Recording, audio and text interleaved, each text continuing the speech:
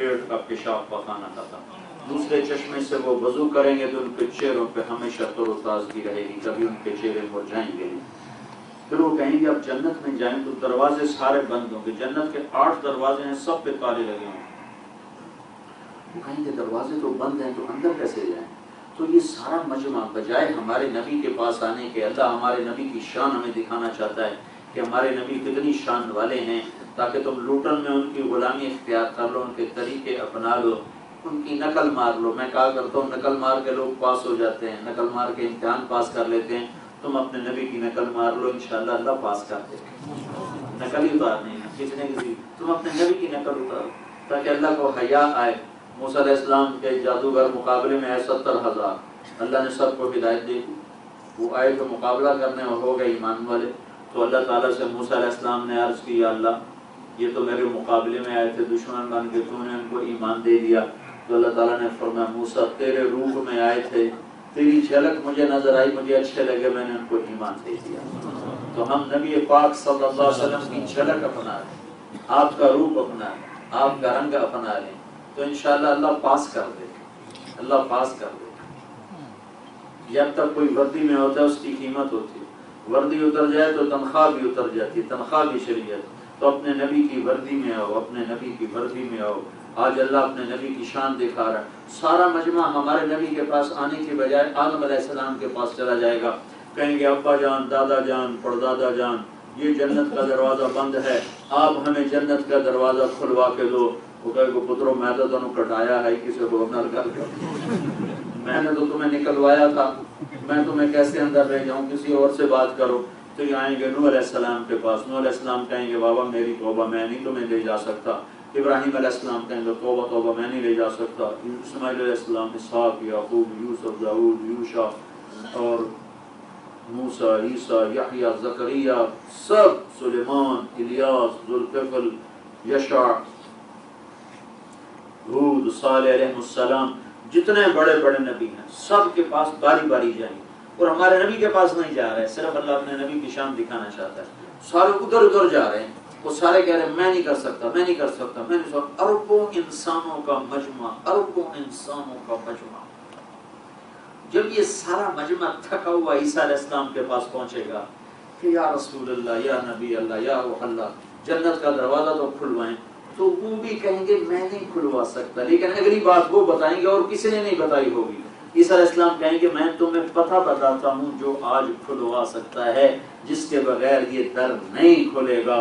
وہ کہیں گے تو آپ پتہ بتائیں. کہیں گے جاؤ محمد مصطفیٰ، آج وہی کھلوائیں گے اور کوئی نہیں کھلوا سکتا.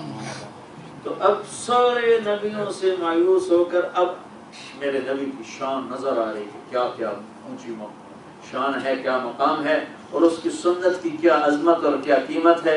یہ تمہیں وہاں نظر آئے گا. سورہ یا رسول اللہ، یا نبی اللہ، یا حبیب اللہ، یا خاتم الانبیاء والمرسلین، جنت کا دروازہ کھلوائیے کہ ہم تو سارے انتظار میں ہیں. تو آپ فرمائیں گے انا لہو، ہاں میں ہی کھلواؤں. یہ دعویٰ صرف میرا نبی کرے گا. باقی سب نے کہا توبہ توبہ توبہ، میں نہیں، میں نہیں، تیرا میرا، میرے آپ کے نبی کہیں گے ان عورتوں کے آپ کے نبی میں کھلواؤں گا. پھر آپ نے فرمایا سارا مجمع میرے چاروں طرف ہوگا اور میں سیدھا سجدے میں چلا جاؤں گا، سجدہ کروں گا اللہ کو اور اللہ کی تعریف کروں گا. سجدے میں اللہ کی تعریف کروں. وہ تعریف میرا اللہ مجھے اس وقت الہام کرے گا اور میں اللہ کی تعریف کروں گا.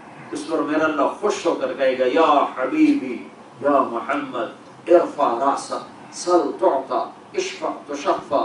اے میرے حبیب، اے محمد، سر اٹھا، سوال کر، پورا ہوگا، شفاعت کر، قبول ہو.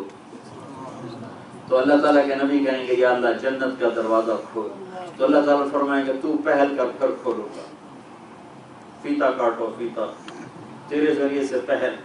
تو آپ نے فرمایا میں کھڑا ہوں گا تو جنت سے ایک سواری اڑتی ہوئی آئے گی، اس کے پر ہوں گے سبز زمرد کے پر، ویسے اڑتی ہوئی آئے گی اور اگر میرے سامنے لینڈ کرے گی جیسے جہاز لینڈ کرتا ہے تو میں اس کے اوپر ایسے بیٹھ جاؤں گا. تو اس کی رسی ایسے نیچے گر جائے گی. یہ رسی اللہ کے نبی کے ہاتھ میں نہیں ہے، یہ رسی نیچے گر گئی. رسی کے نیچے گرنے کا مطلب ہے کہ کوئی اور آدمی یہ رسی پکڑے گا، اللہ کے نبی نے پکڑ کے سواری کو نہیں چلانا، آپ نے صرف بیٹھنا ہے اور کوئی اور آئے گا ڈرائیور جو رسی کو پکڑ کر آگے آگے چلے گا۔ تو اس شوق میں کہ یہ رسی کون پکڑے گا بھلا، تو بڑے سعادت والا ہوگا، بڑے بھاگوں والا ہوگا، بڑے نصیبوں والا ہوگا جو یہ رسی پکڑے گا، تو سارا مجمع ایسے ہو جائے گا پنجوں کے بل اور ایک دوسرے کو ایسے سے دیکھیں گے، ایسے دیکھیں گے اور آواز کوئی نہیں آ رہی، سب خاموش ہیں۔ کون پکڑے گا؟ ابو بکر، عمر، عثمان، علی، حسن، حسین، طلحہ، زبیر، کون پکڑے گا؟ تو اتنے میں اللہ کی آواز آئے گی، بلال حبشی کو بلاؤ، یہ رسی بلال کو پکڑائی جائے کہ میرے بلال نے میرے لیے سب سے زیادہ مار کھائی، سب سے زیادہ پتھر کھائے، سب سے زیادہ کوڑے کھائے، سب سے زیادہ گھسیٹا گیا، آگ پہ لٹایا گیا، جلایا گیا، پیٹا گیا، مارا گیا، گھسیٹا گیا، اور یہ احد احد کے سوا اور کچھ نہ بول سکا۔ اس کے ہر کوڑے پر کہتا تھا احد احد، وہ پتھر مارتے ہوئے کہتا احد احد، وہ آگ میں ڈالتے ہوئے کہتا احد احد، اس کی چربی سے آگ پگھلتی وہ کہتے احد احد۔ تو آج بلال کو یہ عزت ملی ہے کہ بلال میری سواری کی لگام پکڑے گا اور میں جنت کے دروازے پر جاؤں گا اور دروازے پر ٹک ٹک ٹک دستک دوں گا، تو اندر سے آواز آئے گی کون ہے؟ میں کہوں گا محمد الرسول اللہ ہے، تو وہ کہے گا یا رسول اللہ، اندر فرشتہ بولے گا یا رسول اللہ آپ کے رب کا فرمان تھا جب تک میرا محبوب نہ آئے دروازہ نہیں کھولتا، آپ تشریف لائے ہیں مرحبا، میں دروازہ کھولتا ہوں۔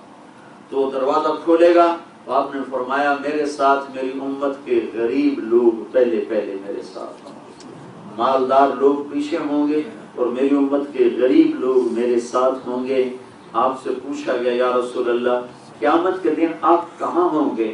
تو آپ نے فرمایا میں اپنی امت کے غریبوں کے ساتھ ہوں گا، اور آپ نے فرمایا میں چلوں گا تو اتنے میں ایک عورت آئے گی اور مجمع کے ایک طرف سے گزرتی ہوئی مجھ سے بھی آگے چلی گئی، ایک عورتوں کا مجموعہ آئے گا، ایک عورتوں کا گروہ آئے گا، گروپ آئے گا، اور وہ اوپر سے چکر کاٹ کر مجھ سے بھی آگے گزر جائے گا۔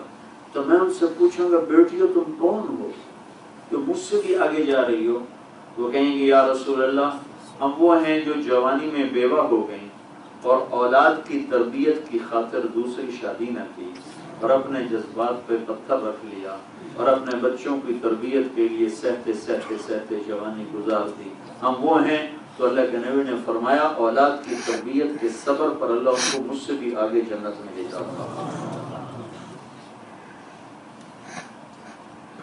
تو میرے بھائیو جنت تک پہنچنے کا ایک راستہ ہے، اللہ کو راضی کرنے کا ایک راستہ ہے، جہنم سے بچنے کا ایک راستہ ہے، وہ محمد الرسول اللہ صلی اللہ علیہ وسلم کی پیاری اور مبارک زندگی ہے۔ اللہ نے آپ کو سارے عالم کا سردار بنایا، سارے نبیوں کا سردار بنایا، ساری کائنات میں سب سے حسین بنایا، سب سے اجمل بنایا، سب سے اکمل بنایا، سب سے اعلیٰ بنایا، سب سے افضل بنایا، مردوں پر بھی نبوت سے۔ اب سفر میں جا رہے تھے تو ام معبد کے خیمے سے گزر، جب ہجرت کا سفر ہو رہا ہے تو بھوک لگی ہوئی تھی اور کوئی کھانے کا سامان نہیں تھا، خیمے پر پہنچے تو بوڑھی عورت بیٹھی، تو آپ نے ان سے کہا اماں کچھ کھانے کو ملے گا؟ کہ بیٹا کچھ نہیں، کہ ایک بکری کا بچہ، مادہ بکری کھڑی، چھوٹا سا بچہ، چھوٹا بچہ، تو آپ نے کہا یہ بکری کا میں دودھ نکال سکتا ہوں؟ کہ بیٹا تو کچھ سمجھدار ہے، یہ تو چھوٹی سی بچیا ہے، اس لیے بھی کبھی دودھ دے سکتی، اس عمر میں بھلا کبھی بکری دودھ دے سکتی ہے؟ تو آپ نے کہا اگر اماں تجھے اجازت ہو تو میں ٹرائی کر کے دیکھ لوں۔ تو اس نے بڑی حیرانی سے کہا اچھا نکال سکتا ہے تو نکال لے۔ تو آپ نے چھوٹی سی بکری کے بچے کو باہر نکالا، بکری کو، اور اس کے تھنوں پر ایسے ہاتھ جو رکھا تو ایسے موٹے ہو کر پوری مشکل طرح نیچے اتر گئے، سارے تھن نیچے اتر گئے، چھوٹے چھوٹے اتنے اتنے تھن، اتنے اتنے۔ جب بکری کا بچہ چھوٹا ہوتا ہے، جب مادہ بکری تو وہ تو اتنے اتنے ہوتے ہیں، تو آپ نے ایسے ان کو ہاتھ جو لگا تو نیچے لٹک گئے، ایسے پھڑ گئے۔ تو وہ اما سے آن کے پھاڑ کے دیکھتی جادوگر ہے کیا ہے؟ تو آپ نے دودھ نکالا، سارا برتن بھر گیا، بکری میں تو ایک گلاس دودھ ہوتا ہے، پورا برتن بھر گیا۔ تو آپ نے ابو بکر کو پلایا، عامر بن فہیرہ کو پلایا، عبداللہ بن عریقہ جو آپ کے ساتھ سفر میں تھے ان کو پہلے آخر میں خود بھی